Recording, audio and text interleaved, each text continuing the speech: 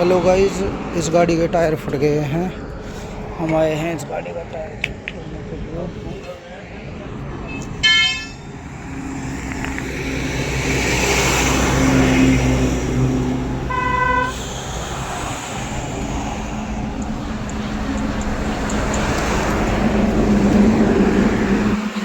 इसके दोनों टायर ख़त्म हो चुके हैं।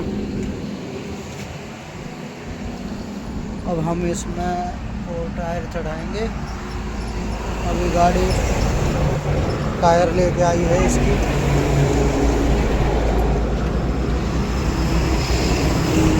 इस गाड़ी में इसके टायर आए हैं।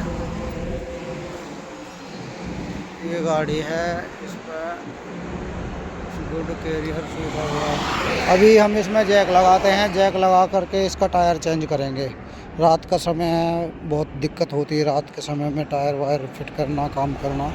तो हम जल्द से इसमें काम करने की कोशिश करते हैं। ये टायर खोल दिया है हमने, अब इसको फिट करेंगे।